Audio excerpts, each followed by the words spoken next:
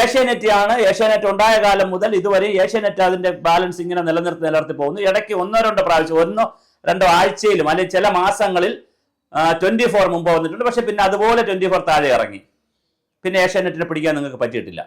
അത് കഴിഞ്ഞിട്ട് നിങ്ങൾ റിപ്പോർട്ടർ ചാനൽ വന്ന് 24നെ പിടിച്ച് സെക്കൻഡായി ഒരുപാട് കാലം പോയി.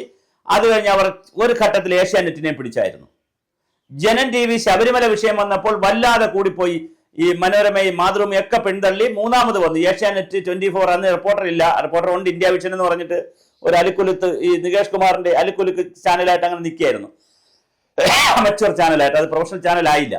ആ സമയത്ത് ജനൻ TV കയറി വന്നായിരുന്നു. ശബരിമല വിഷയങ്ങൾ അപ്പോഴുള്ളത് ഒപ്പിയെടുത്ത് കൊടുക്കുന്നു എന്നൊക്കെ പറഞ്ഞിട്ട്, അപ്പോഴുള്ളത് ഒപ്പിയതെന്നൊക്കെ പറഞ്ഞിട്ട് വന്നപ്പോൾ അങ്ങനെ അവർക്ക് കിട്ടി, അവർക്ക് കുറെ റേറ്റിംഗ് കിട്ടി. അത് കഴിഞ്ഞപ്പോൾ അത് താഴെ പോയി. പിന്നെ എന്നും ശബരിമല വെച്ചുകൊണ്ടിരിക്കാൻ പറ്റത്തില്ലല്ലോ, വീണ്ടും താഴെ പോയി.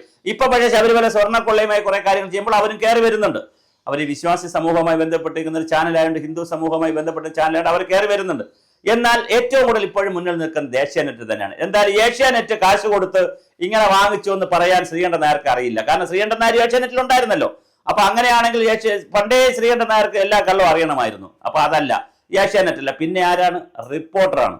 എന്തുകൊണ്ട് മരമുറി ചാനലായ റിപ്പോർട്ടർ ഇങ്ങനെ കാശ് കൊടുത്താണ് ഇതൊക്കെ ചെയ്യുന്നതെന്ന് നിങ്ങൾ പറയാത്തന്തേ?